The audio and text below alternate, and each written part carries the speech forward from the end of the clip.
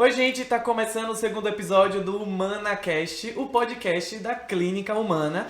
E hoje, eu, Gabriel Suri, estarei apresentando aqui. Semana passada, a Fernanda Marins maravilhosa recebeu o Guilherme Dani e a ginecologista doutora Silmara. Eles bateram um papo sobre saúde da mulher. E hoje, neste episódio, no segundo episódio, estou recebendo aqui o Lucas, fonoaudiólogo, e a doutora Kiele, que é pediatra, e nós vamos falar sobre desenvolvimento infantil. Boa noite, sejam muito bem-vindos ao HumanaCast. Boa noite, é um prazer, na verdade, estar falando com vocês, batendo esse papo sobre desenvolvimento infantil.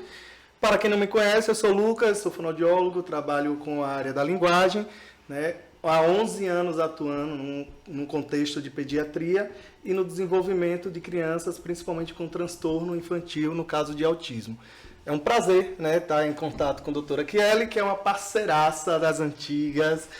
Estamos juntos aqui desde que a Humana existiu, desde que Humana é Humana e desde que Humana se tornou HumanaCast.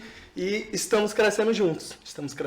Levando informação, levando conteúdo e conteúdo de qualidade para as famílias que estão nos assistindo. Um prazerzaço estar em contato com vocês.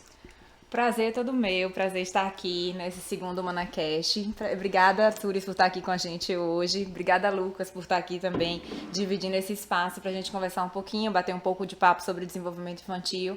Eu acho que o HumanaCast veio na intenção disso, da gente tentar colocar de uma forma diferente a informação, de uma forma mais interativa, que a gente consiga acessar com esses novos redes sociais, a gente conseguir levar conhecimento de forma mais tranquila e interativa mesmo, mais divertida. E é a intenção da Humana com isso aqui. Estamos aqui na sala, doutora? Na sua sala que você recebe seus pacientes. Eu tô aqui com um amigão meu. Então, mamães e papais que estão aí nos assistindo, já começa a compartilhar, E todo o conteúdo do HumanaCast vai estar aqui. E no Instagram da Humana também. Eu queria começar perguntando como foi a escolha de vocês aí da profissão, Falar um pouquinho. Fale um pouquinho como se deu a escolha da profissão. Na verdade, eu acho que a pediatria me escolheu e não eu escolhi a pediatria. Na época que eu estava fazendo faculdade, era a única coisa que eu tinha certeza quando eu entrei na faculdade é que eu não ia fazer pediatria. Eu achava que eu não tinha nenhum jeito com criança, eu achava que eu era muito tímida para poder lidar com as crianças, nada a ver comigo.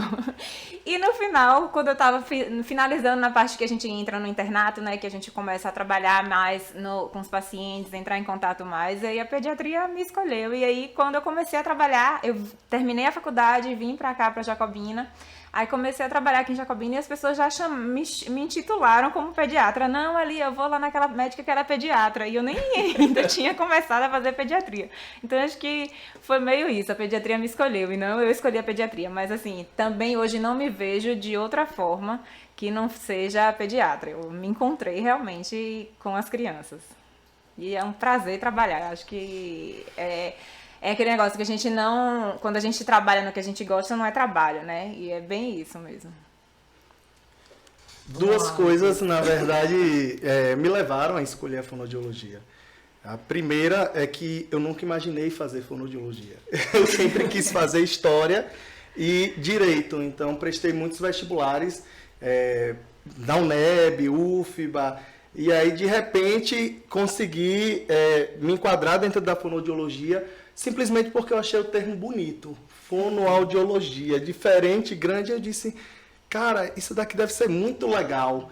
E aí eu comecei a cursar em Salvador, queria continuar morando em Salvador na época. E aí chegou um determinado momento que eu disse, talvez isso dê futuro porque não conheço nenhum fonoaudiólogo lá na cidade de Caldeirão, Jacobina, região, e isso pode me trazer benefícios.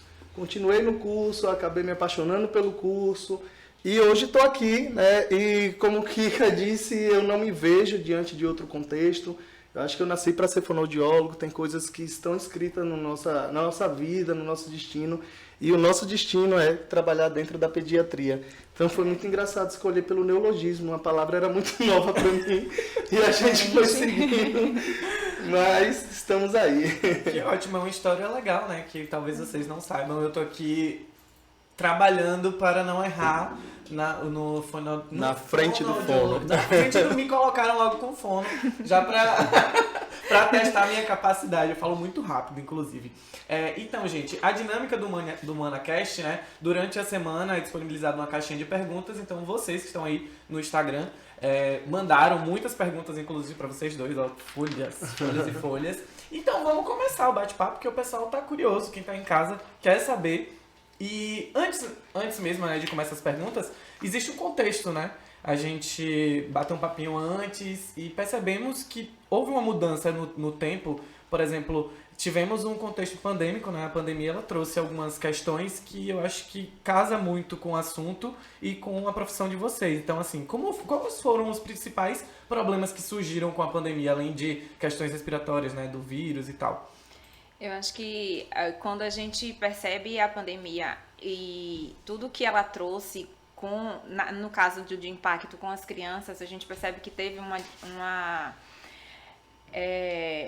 um impacto muito grande em relação à fala, ao contato, ao desenvolvimento mesmo cognitivo da criança, porque parou de ter o contato, eles deixaram de sair, eles ficaram presos dentro de casa, então só tinha aquele contato com os pais, com a babá ou com os avós, os pais que trabalhavam, eles acabaram deixando de entrar em contato com o mundo mesmo externo, e isso aí influenciou muito em relação ao desenvolvimento mesmo da fala. A gente percebeu um boom gigantesco quando as crianças começaram a sair em relação ao atraso mesmo da fala, por isso mesmo, por estar muito tempo preso, e que a gente percebe a influência e a importância que é o meio externo no desenvolvimento da criança, né? Como um todo. Quando a gente pontua esse momento que a gente viveu tão triste da pandemia, a gente só precisa parar para analisar da seguinte forma, Suris. Nós somos seres sociáveis. A gente nasceu e cresce no processo de adaptação e contato com o outro. O contato e adaptação ele é feito através de comunicação verbal, através da fala. E quando a gente se vê dentro desse contexto em que a gente não pode socializar com o outro, que a gente não pode conviver entre os pares, e que os espaços públicos estão proibidos, e que a gente precisa procurar outros métodos e outros meios de interação, a gente entra num conflito, num parafuso legal, sabe? Propriamente dito. Adultos, a gente controla nosso perfil de sentimento. A gente sabe quando a gente está triste, quando a gente está feliz. Mas imagine uma criança de 1 ano, de 2 anos, né, na primeira infância, na segunda infância, que não entende o que é o vírus. O vírus é algo concreto? Para eles não, é algo imaginário. Então, será que eles têm esse potencial simbólico de imaginar o que seja esse vírus, sabe? Então, eles também enfrentaram algo invisível e as nossas justificativas, como a gente justificava para as crianças essas coisas. E aí desenvolve níveis de ansiedade, né? Várias questões relacionadas ao processo de desenvolvimento da linguagem, que é algo importantíssimo a ser pontuado, no processo de interação, da socialização como um todo. E a gente acabou tendo que viver, não tendo outra proposta em relação a isso, e recebendo esse público e essa demanda, né, de uma forma muito mais aflorada agora. E temos que lidar com isso e nos prepararmos ainda para o pós-pandemia. A gente está em processo de preparação, mas o pós-pandemia eu acredito que ainda não chegou. A gente está vivendo algumas questões relacionadas a isso, mas há muito a de acontecer. É isso aqui. E já nesse contexto tem uma pergunta bem interessante, né? Quando devemos considerar que a criança tem atraso na fala? Vamos lá. Deixa pra você. Existem parâmetros, né, relacionados através de estudos e que embasam, né? A criança com 11 meses, ela já tem que estar falando, né, algumas vocalizações, alguns balbuceios, e com 1 ano tá isso estabilizado pelo menos para o papá e o mamá. Por que o papai e mamãe? Porque é o mais fácil, é o mais simples. Papá, só bilabial, plosão de lábios. Com 1 ano e 2 meses, até 1 ano e 6 meses, as crianças já fazem junção de palavras. Tipo, mamã, ida, papá, ua. Por mais que ela não fale correto, ela já tem uma linguagem compreensível. Ou seja, o interlocutor entende.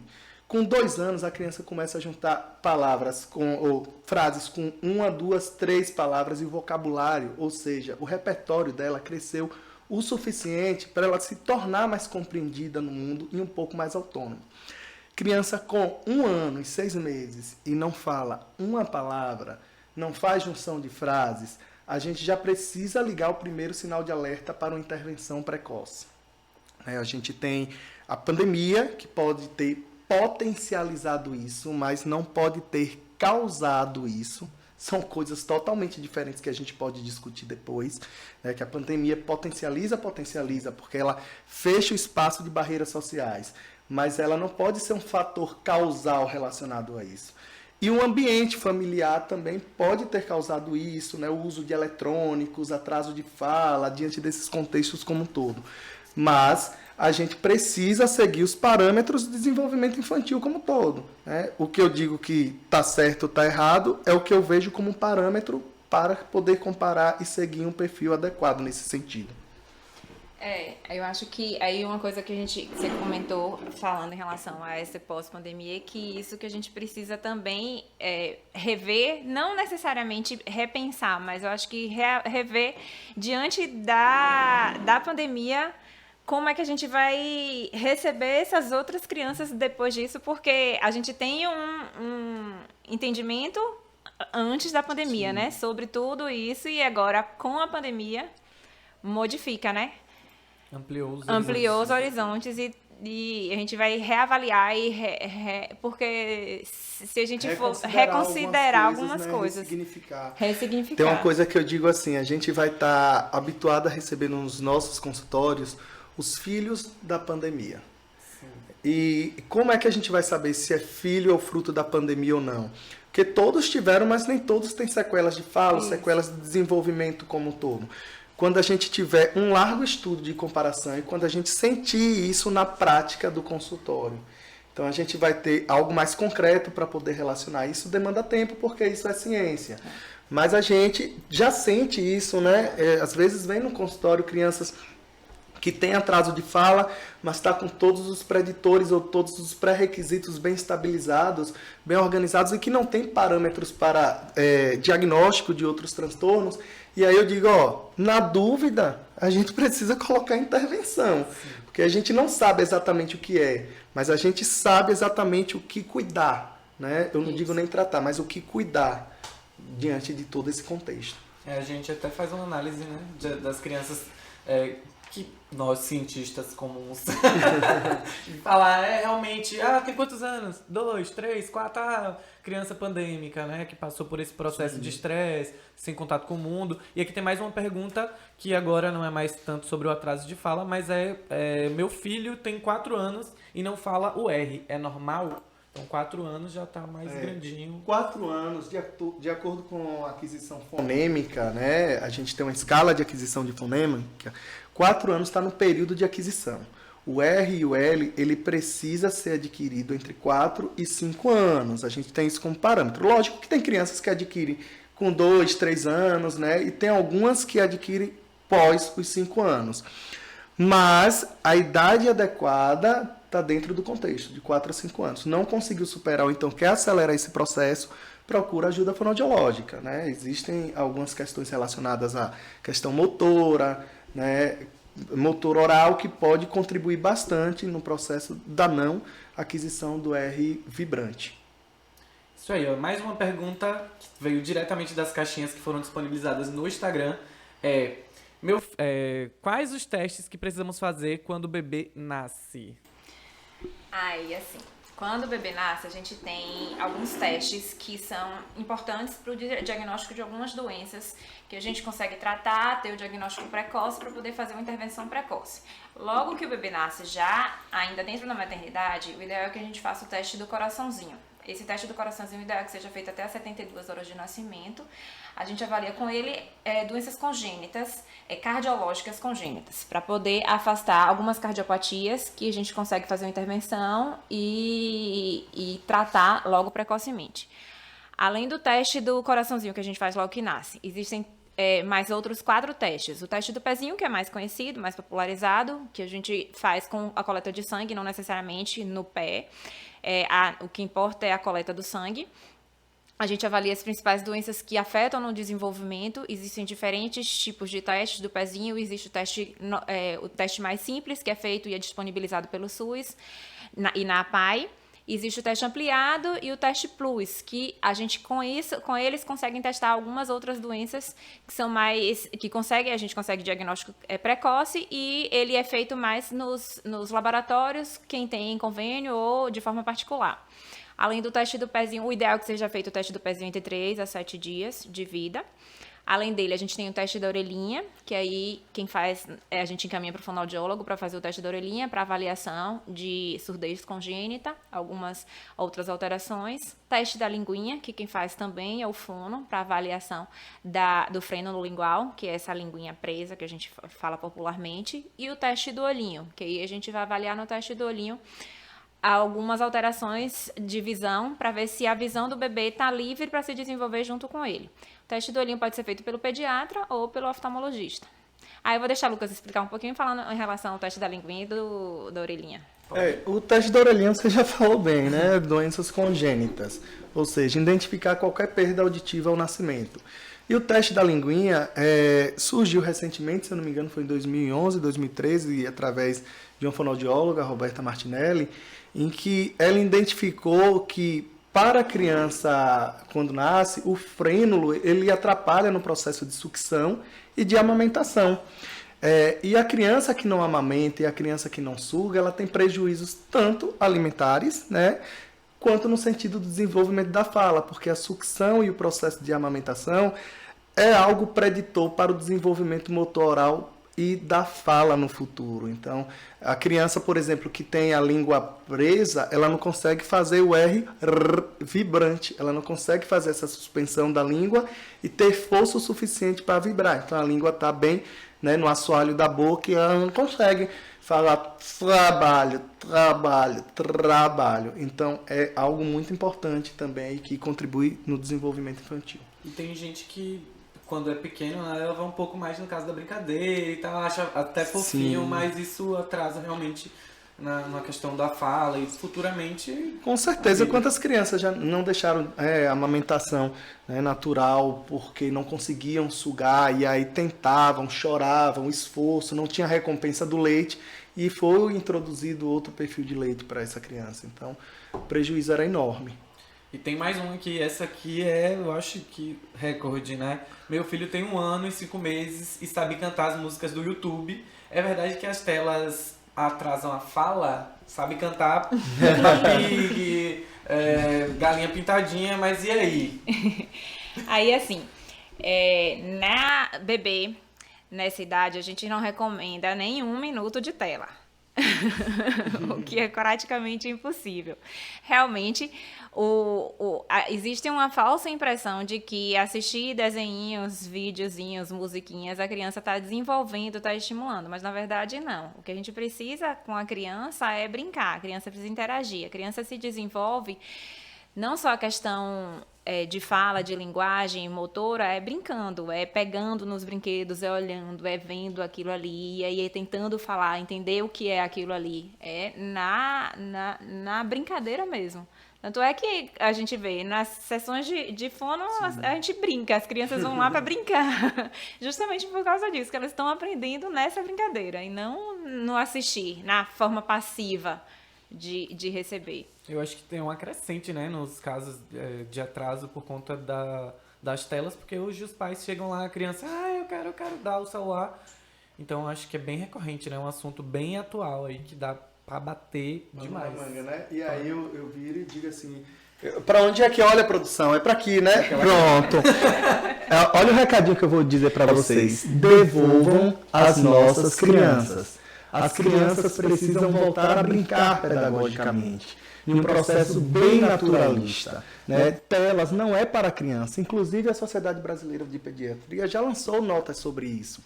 Quando você usa a tela ainda em recém-nascidos, em bebês de 1 ano, existe uma superestimulação no cérebro da criança, neurológica, que faz com que haja antecipação de podas neurais. O que é isso que eu estou falando? Fazem com que a criança entre em desequilíbrio neurológico e tenha algumas perdas de habilidades a serem adquiridas. Criança tem que brincar, né? Eu sei que a gente está num mundo corrido, né? Todo mundo trabalha, todo mundo acaba que tendo um filho.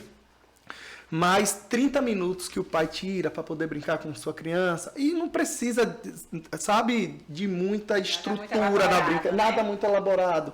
É ser pai afetivo, né, para uma criança que necessita de afeto.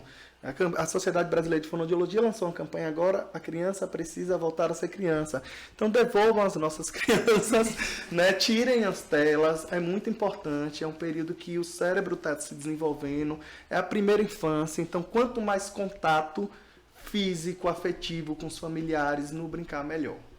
E tem mais uma pergunta aqui que a gente está tendo acesso à informação muito por agora, né? Estamos conhecendo mais casos que a Geisa, ela manda assim: quais os primeiros sintomas para suspeitar de autismo em crianças? Que é um tema que a gente está tendo contato muito agora, né? Mas ainda falta algumas informações. Isso, o autismo, o transtorno do espectro autista, né? Ele, não que ele se popularizou nesse sentido, mas ele acabou deixando de ser, passando a ser mais conhecido mesmo ultimamente. E aí os pais e as mães chegam realmente muito ansiosos no consultório, querendo esse diagnóstico, achando que talvez meu filho tenha isso, porque eu ouvi dizer que a criança que senta em W tem uma chance maior de ter o transtorno, de ter o TEA. E eu acho que a gente não pode nem tanto, mas também nem tão pouco. Nem generalizar e nem subestimar. Eu acho que é importante a questão da informação, é importante a gente ter acesso à informação, mas é importante também ter uma avaliação criteriosa. A gente não vai colocar tudo na caixinha do TEA e não vai achar que todas as crianças que sentam em W têm TEA, por exemplo. O importante é fazer a avaliação. O importante é ter o olhar cuidadoso e buscar a avaliação do profissional para poder fazer esse diagnóstico. A avaliação de puericultura com o pediatra que a gente faz inicialmente nesse primeiro ano de vida mensal, depois passa a ser trimestral. Isso aí é importante porque o pediatra está fazendo esse acompanhamento, está avaliando, está observando. Uma das formas da gente começar a pensar no TEA realmente é atraso da fala. A criança que tem atraso na fala já acende a luzinha da gente ali. Pode ser criança que não faz uma interação de olhar no olho, da gente chamar, ele não olhar para a gente. Crianças que são muito irritadas com barulhos, crianças que gostam de sempre estar na sua mesma rotina, no seu mundinho que a gente fala, brincar dentro de casa, brincar sozinho, não gosta de interagir com o meio externo, se irrita quando vai para algum local fora do que ele está acostumado a ir. Isso são sinais que acendem um alerta para a gente. Então a gente tem que observar, mas fazer a avaliação como um todo. Quem faz realmente diagnóstico de TEA, do transtorno do espectro autista, é o neuropediatra. A gente avalia, mas vai para o encaminhamento para o neuropediatra para poder fazer esse diagnóstico.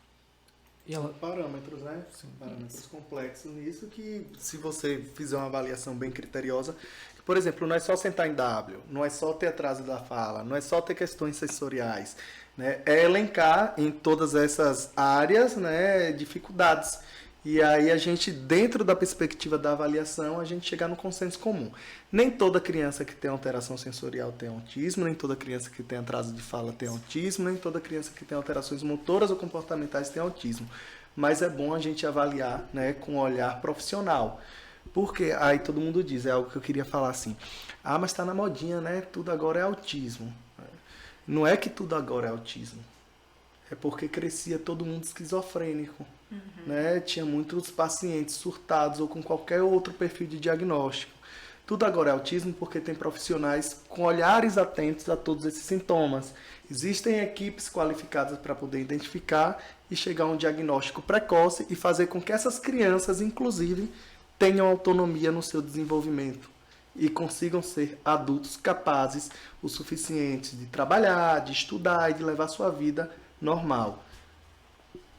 E também o estudo traz políticas públicas, né? Sim, para essas pessoas. Inúmeras. E a outra pergunta dela seria exatamente isso, né? Os casos de autismo têm aumentado. Quais fatores poderiam estar por trás? Eu acho que não é uma questão de aumentar. Acho que é o diagnóstico, né? Não é que está tendo mais autistas, mas estão descobrindo mais cedo. E assim o assunto ele consegue ter uma amplitude e atingir mais públicos e, por consequência, ter políticas públicas que tragam saúde, né? E uma vida mais tranquila para essas pessoas. Tem uma coisa que eu digo o seguinte, antigamente entrava tudo no rol da loucura, né? Sim. Então, esse menino não é normal não, esse menino é meio doido e tal.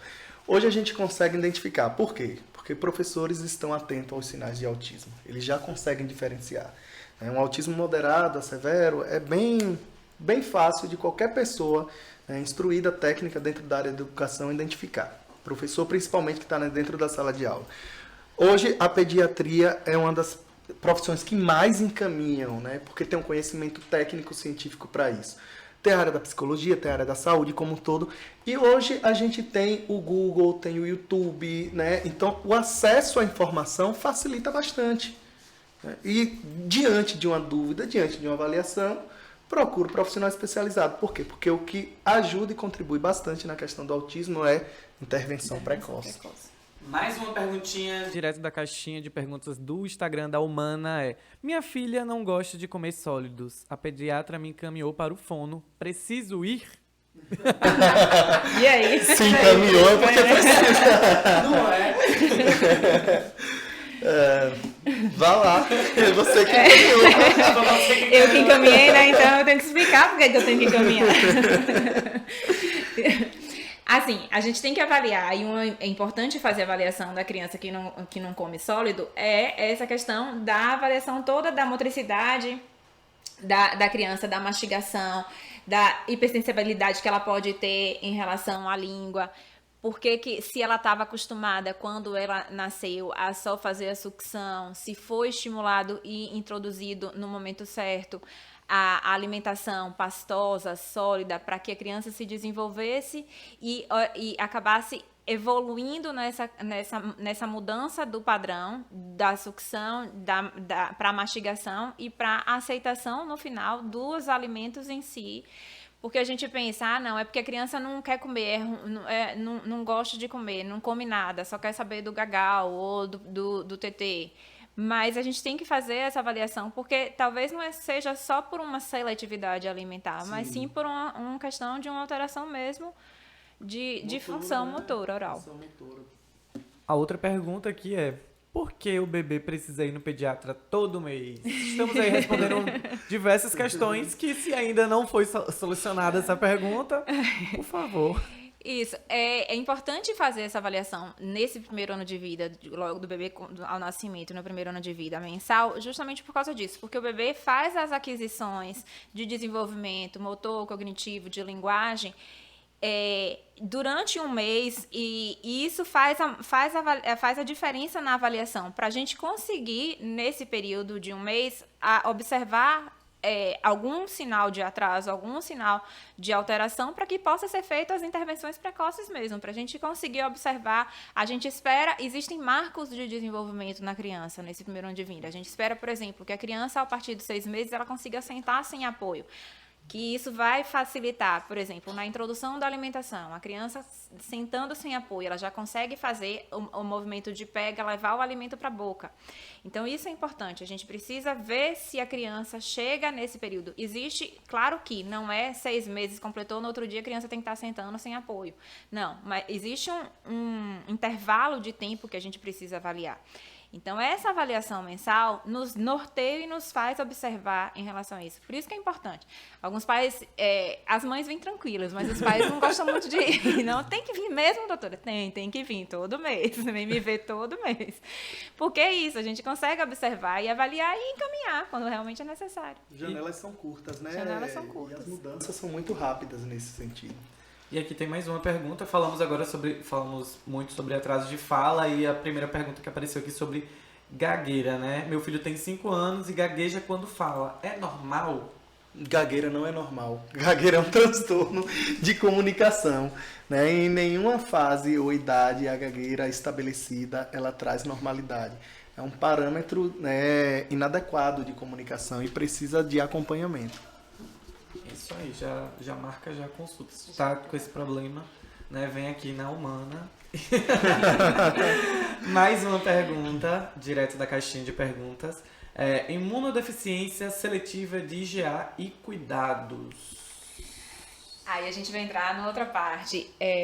Pra quem não sabe, além de pediatra, eu sou alergologista. Então, por isso que veio essa perguntinha, que não tem muito a ver em relação ao que a gente está falando sobre o desenvolvimento infantil. A imunodeficiência de IgA é uma imunodeficiência das mais comuns que a gente tem. Nos indivíduos brancos, que a gente chama de caucasiano, isso dá mais ou menos 1 para 600. Então, é bem comum a imunodeficiência de IgA. É comum a gente perceber em consultório, principalmente da alergologia e imunologia, a preocupação, e de pediatria também, a preocupação dos pais em relação aos adoecimentos das crianças. E aí, um dos motivos que a criança pode ter de adoecimentos frequentes é a imunodeficiência de IgA. Ela está bem associada com questões alérgicas, de rinite alérgica, de sinusopatias, problemas respiratórios, porque a IgA é uma imunoglobulina que faz parte do sistema imunológico da gente, que afeta nas mucosas. Então, as crianças podem ter esse tipo de adoecimento por causa da falta, da deficiência dessa IgA. Aí a gente tem que ter cuidado em relação aos quadros alérgicos, ao cuidado em relação aos riscos maiores de infecção. E ainda eu acho que nesse sentido, né, colocaram assim: menino com 2 anos, com aumento da adenoide, fica gripado com frequência e garganta inflama. Aí a gente tem que avaliar em relação à adenoide, elas são glândulas de defesa da gente. A gente espera que realmente a criança tenha, aos 2 anos de idade, uma adenoide grande. A gente espera que isso vá se reduzir a partir de 8, 9 anos de idade, que ela regride naturalmente. A gente tem que avaliar a criança como um todo para poder ver se esses adoecimentos são realmente quadros virais, se não tem um componente alérgico aí, se esses adoecimentos têm indicação de fazer a retirada da adenoide ou da amígdala, que estariam justificando os adoecimentos frequentes. Então, tem que ter uma avaliação bem completa da criança para poder entender mais ou menos como é, para que lado a gente vai seguir. Apareceram mais algumas perguntas sobre alergia, né? Uma outra, a Graziela perguntou, né? Minha filha tem 2 anos, vive a maior parte dos sintomas de gripe. Necessito fazer um teste alérgico? Doutor, minha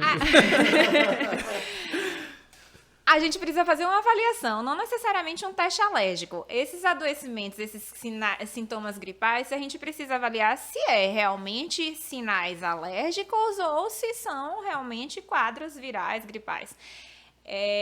A gente percebe que por causa também da pandemia, por causa também da questão das crianças, de todo mundo ter ficado muito tempo dentro de casa, não diminuiu a quantidade de circulação viral dos vírus, que a gente espera que tenha, que a gente espera que tenha uma sazonalidade dos vírus, por exemplo. Existe uma explicação para a vacina da gripe ser feita a partir de abril e todo ano ser feita a campanha da gripe, porque a circulação do vírus da gripe e da influenza é feita começando a partir de maio, junho, com a mudança de estação. E como não aconteceu, e isso em momentos normais, quando não existia pandemia, quando as crianças estavam dentro da escola, quando a gente tinha uma circulação de pessoas normal. Com a pandemia, com o isolamento social, isso deixou de acontecer. E aí agora, com o retorno das aulas esse ano, com a mudança toda, a recirculação das pessoas, e está existindo uma circulação de vírus o tempo inteiro. Até hoje a gente tem aumento de casos de influenza A. Agora, hoje eu vi uma reportagem em São Paulo, está aumentando a quantidade de quadros de síndrome respiratória aguda em crianças por causa do influenza, que a gente estava esperando lá em abril, a gente está em novembro. E é por isso. Então, não necessariamente é um quadro só alérgico. Pode ser que seja só por causa desse momento que a gente está, de vírus mesmo, muitos vírus circulando ao mesmo tempo. E mais perguntas aqui, né, sobre o autismo, que eu acho que é uma curiosidade, né, que as pessoas estão tendo acesso, como a gente falou anteriormente, e aí ela manda assim: como ajudar na compreensão de um autista que não fala? É bem complexo, cara.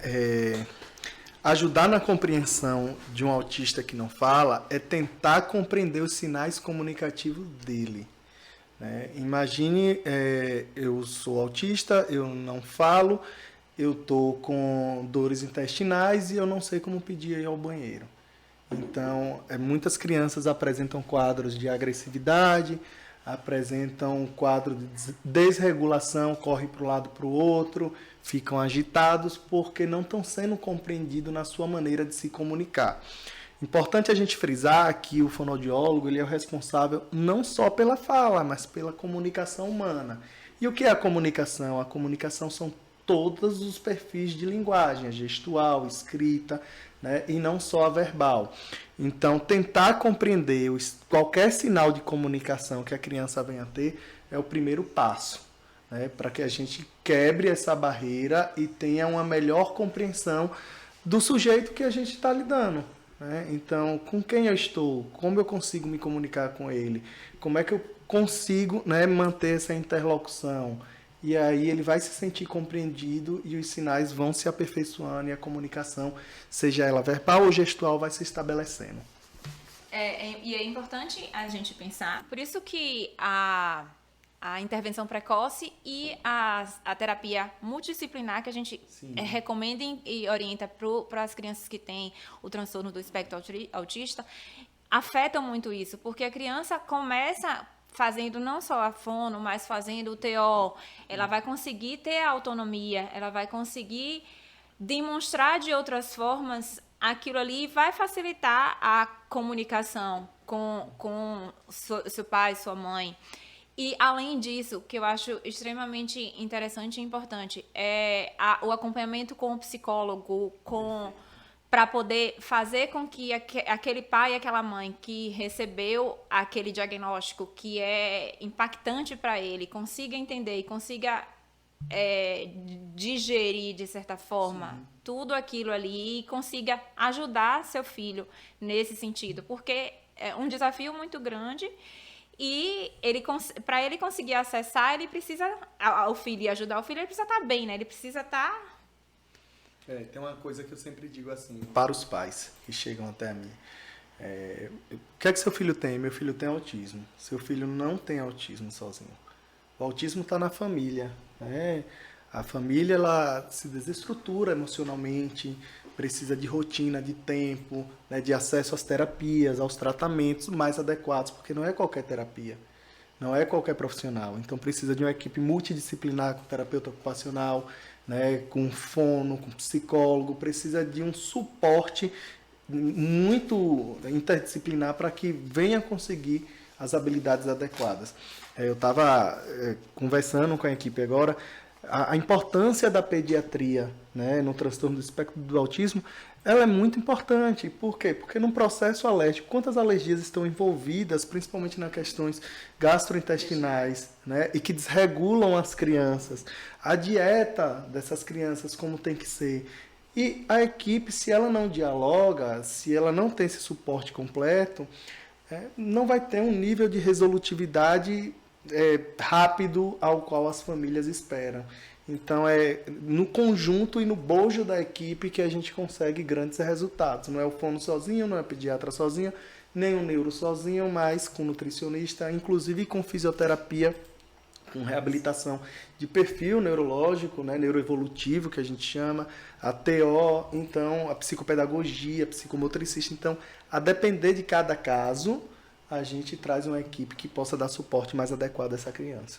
E é perfeito a colocação de vocês em relação a essa parte da família também, né? Porque às vezes o pai ou a mãe tá muito acostumado a chegar aqui, doutora, por favor, resolva o que o meu filho tem. E quando chega em casa não segue, por exemplo, o que vocês recomendam. Então, assim, é interessante que o trabalho seja feito realmente em equipe, que não é só equipe de consultório, é equipe de dentro de casa também, porque é uma realidade que vocês vão acompanhar ali aquela criança, ou seja lá, diagnosticada com o autismo, ou com atraso de fala, fazendo esse desenvolvimento, né? Porque não adianta chegar no fono, na pediatra, falar, meu filho tá assim, assim, assado. Chegar em casa, telas o dia todo, não ajuda, e aí espera que o trabalho de vocês seja feito assim, tipo, sozinho, né? E eu acho que vocês estão acostumados a isso acontecer. É o que mais chega, né? E tem vários estudos que nos mostram que a intervenção parental, ou seja, o treinamento para com os pais e os pais efetivarem isso com as crianças, é de suma importância. O que eu digo sempre para os meus pais com crianças com autismo: estudem autismo. Estudem os comportamentos que podem surgir para com seus filhos. Estudem as estruturas e o tratamento que tem níveis de evidência. Porque eu vou lhe dizer, ou famílias que são lesadas são famílias com autismo, porque tem um monte de perfil de tratamento sem resolutividade, sem base científica e que eles vão testando tudo e todas as possibilidades. O tratamento de A é diferente de B, que é diferente de C, que é diferente de D. Então, cada tratamento é único, específico, né? E a gente precisa ter um olhar singular para essas questões, desde que a família coopere. E é por níveis, né? Aqui pelo que me perguntaram a Humana. Perguntaram a vocês, né? Pra falar sobre os graus de autismo. O que esperar dos autistas de grau 1, 2, 3. Você fala ou eu falo? Pode falar. Tem uma coisa que eu sempre pontuo para as famílias. Não existe autismo leve. Né? Existe autismo de suporte 1, 2 e 3. Mas não existe autismo leve. Autismo é autismo. Autismo vai depender de muita demanda da família, depender de um poderio econômico, de uma estrutura com terapias, né? E de uma organização na estrutura familiar como um toda. Esse perfil de 1, 2 ou 3 é quanto de suporte essa criança vai precisar de acordo com seus tratamentos e acompanhamento, porque o tratamento não é só no consultório, né? A principal dificuldade do autismo é no processo de socialização. Onde é que ocorre a socialização? Dentro de um consultório ou em um parque? Dentro de um consultório na escola? Dentro de um consultório ou num contexto familiar? Então, precisa desse nível, né? Até que ponto essa criança precisa de suporte na escola, até que ponto essa criança precisa de um suporte nas atividades de vida diária, até que ponto ela precisa desse suporte no sentido de se estruturar no ambiente externo. Então, é isso que vai fazer a diferença, a quantidade e a qualidade no perfil de tratamento. É mais baseado em relação a isso, em relação ao quanto a gente vai precisar, que a criança vai precisar de acompanhamento e de que ela consiga se relacionar com o meio externo, né? É isso aí, ó. Tem mais uma pergunta sobre o atraso, né? Quais sinais podemos perceber quando há atraso no desenvolvimento da criança? Porque aqui nós falamos sobre pandemia e tal, acho que o contexto foi muito bem explicado, mas tirando esse contexto de pandemia, como é que a gente pode perceber assim que a criança realmente está tendo um atraso? Existe a gente tem naquele livrinho de caderneta de vacinação, muito, muito interessante, os marcos de desenvolvimento. Aquele livrinho, se os pais começarem a olhar, folhear e olhar com cuidado, eles conseguem perceber o tanto de informação importante e interessante que tem naquele livrinho. Todo mundo tem acesso a ele. Agora teve uma falta um pouco nos últimos meses, mas normalmente as crianças, logo que nascem, eles recebem aquele livrinho no posto de saúde mesmo, e nele tem os marcos de desenvolvimento da criança. E aí vai mostrando. Existe um intervalo de desenvolvimento quando a gente espera que a criança comece a sentar sem apoio, como eu falei como exemplo, sentar sem apoio. Então, ali tem dizendo, a gente espera que a partir de 6 meses a criança sente sem apoio. Então, a mãe consegue ver aquilo ali e observar e acompanhar, vai marcando um xizinho, e aí faz a avaliação. O ideal que a gente espera é que a criança venha no pediatra todo mês. Mas isso a gente está no mundo ideal de uma avaliação de consultório. Mas as crianças que estão no SUS, que não tem um pediatra todo mês, mas consegue fazer avaliação com a enfermeira ou com o médico do posto de saúde. Com aquilo ali, a mãe consegue perceber e dizer assim, doutor, aqui eu percebi que minha criança está aqui, com 6 meses eu esperava que acontecesse isso, não aconteceu, será que é algum problema? Então, ela consegue perceber e sinalizar para poder fazer uma avaliação. Então, aquela caderneta de vacinação é extremamente importante e interessante. A mãe consegue sozinha observar e ler e sinalizar e perceber. Criança com IgE alterado em 800. PED disse que é alergia respiratória. O que mais investigar? Pode ser um quadro alérgico, sim. Pode ser um quadro inflamatório. Existem parasitoses que aumentam a dosagem de IgE. também. Tem que ser avaliado quando ela colocou que pode ser que é uma alergia respiratória, porque provavelmente ela viu algum outro sintoma, um sinal associado que levou ela a pensar que seja uma alergia respiratória. Mas é bom fazer uma avaliação mais completa sobre isso, para ver se realmente se estiver espirrando muito, coçando muito o nariz, com sintomas gripais, realmente com a IgE alterada pode ser. Mas existem também dosagens de IgEs específicas, que aí a gente vai avaliar se isso é uma alergia realmente, se é uma alergia a ácaro, se é alergia a fungo. Existem testes alérgicos também que a gente pode fazer, que aí faz essa avaliação mais específica também, se é realmente alergia e qual tipo de alergia que ela pode ter. Vamos à última pergunta desse segundo HumanaCast. Eu acho que ainda é direcionada a você, né? Meu filho tá com 7 anos e está com CC, que é o mau cheiro, né, na axila. O que fazer? As mães ficam sempre receosas que, por causa da idade, né, 7 anos, se isso já é um quadro de desequilíbrio hormonal, se é alguma alteração hormonal que pode estar acontecendo. Normalmente, não. É bom fazer uma avaliação, um exame físico completo para poder avaliar se realmente tem algum outro sinal secundário de desenvolvimento para a puberdade, mas normalmente acontece por proliferação bacteriana mesmo. Agora com o calor tá mudando, o clima da gente está mudando, já está ficando bem mais quente, e aí as crianças acabam suando mais mesmo, e aí acaba tendo uma proliferação maior de bactéria e causa o cheirinho na axila, o odor na axila. E não é bem uma pergunta, né? Mas a pessoa mandou assim, só elogiar mesmo a equipe da Humana e em especial o Fono Lucas. Obrigado. Eu queria que você falasse mais um pouquinho, Lucas, sobre o papel do fonoaudiólogo, inclusive na pediatria, né? É muito interessante ver com essa outra ótica. Eu, por exemplo, nunca tinha parado para pensar no tudo que você falou aqui hoje, que vocês conversaram, que é muito interessante, gente. Tô aqui, sou da comunicação e você falou, né? Cuidar da comunicação como um todo, né? A criança nasceu, precisa de um fono, teste da orelhinha e teste da linguinha. Logo em seguida a gente vai acompanhando, junto com a equipe de pediatria, os marcos do desenvolvimento, que acaba sendo muito importante. Eu mesmo sou pai, né, de Luísa, e com 2 meses eu já ficava atento se ela já estava olhando, direcionado, se ela já estava sorrindo. O sorriso é um bom indicador de interações sociais, né? Se estava mamando, se a sucção estava correta, como é que se dá esse processo de transição alimentar.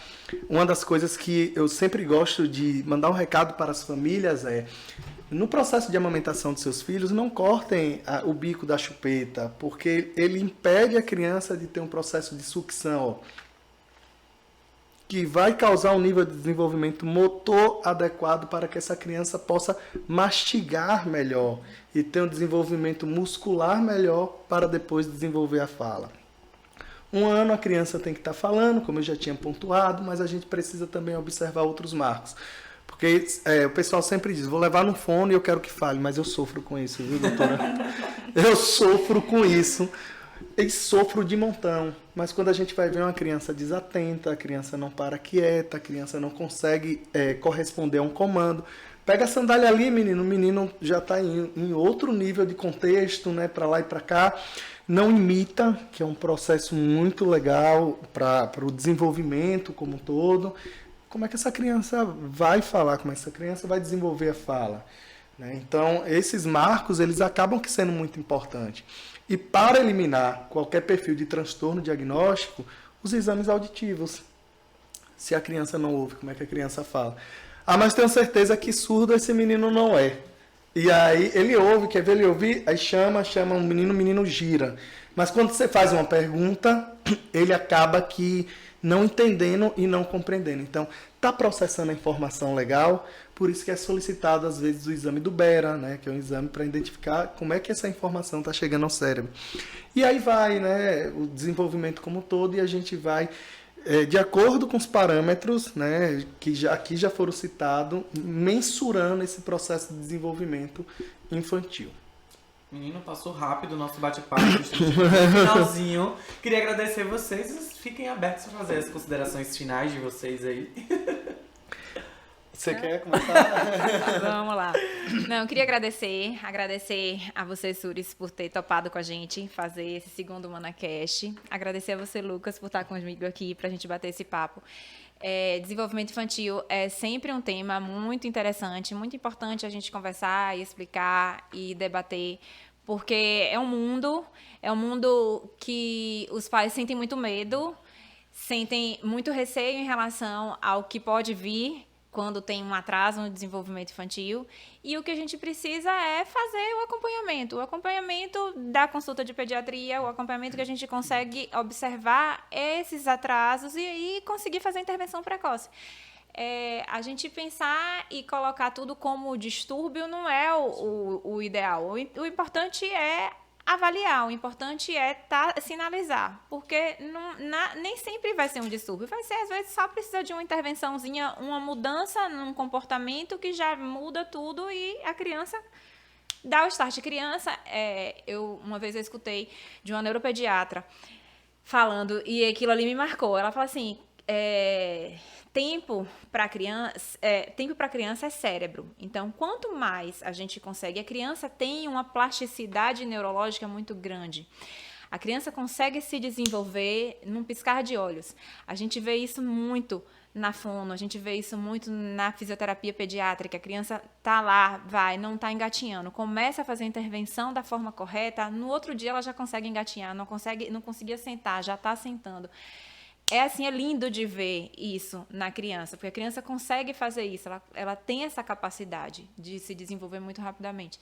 Então, quando a gente consegue observar de forma precoce, a gente faz a intervenção precoce, a gente consegue fazer com que aquilo ali não vire um transtorno, não vire um distúrbio. Isso é importante. Então, observar, a informação é importante, a intenção da gente com o ManaCast é essa, trazer informação, trazer com que os pais consigam perceber isso e que a gente consiga cada vez mais pegar crianças da forma mais precoce possível. A gente, antigamente, nem conseguia ter diagnóstico de autismo com criança 4 ou 5 anos de idade, já estava na escola. Agora não, a gente consegue ver bem mais cedo, a gente consegue pegar bem antes. Isso é maravilhoso.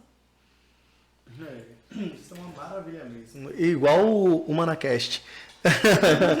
O ManaCast que está um sucesso, né? E eu fico muito feliz em estar participando junto a vocês desse quadro. Eu acho que um quadro informativo levado de maneira informal para o público, né? De uma maneira mais naturalística, com a linguagem leve, uma linguagem acessível e que possa trazer mudanças, né, estruturais, né, para quem está assistindo, para quem está ouvindo.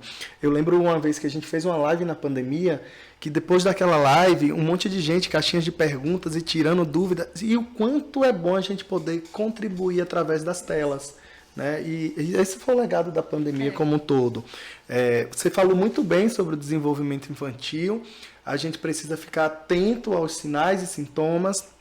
Um pedido exclusivo que eu queria fazer para as famílias se está vendo sinais, se está vendo sintomas de atraso de desenvolvimento, não percam tempo.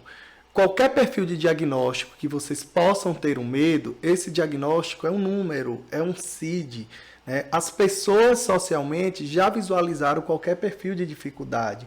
E o tempo que os pais passam enlutados, né, às vezes com vergonha, e do que o seu filho pode sofrer em contextos sociais de preconceito, é o tempo que a criança tem para o seu crescimento.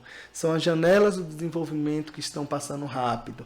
Então, é o momento de sair do luto e direcionar para a luta, né? Como a gente está fazendo aqui, saindo do trabalho e vindo para esse podcast para a gente trazer informações de qualidade. Muito obrigado, Suris, muito obrigado à equipe que está aqui. Eu que agradeço por toda a informação. É isso aí, gente. Continue acompanhando o ManaCast, tanto aqui no YouTube quanto nos recortes no Instagram. Gostou? Compartilha para mais pessoas terem acesso a esse conteúdo. O Instagram da Humana é o @humana. Humana não? É isso aí. Humana Jacobina. Humana Jacobina. E o canal do YouTube, que é o ManaCast, você acha rapidinho, tá? Se inscreve, ativa o sininho. Comenta aqui, agradecer a vocês que enviaram as perguntas e também a todo mundo que está assistindo até aqui. Tchau, tchau, até o próximo Tchau, ManaCast. gente.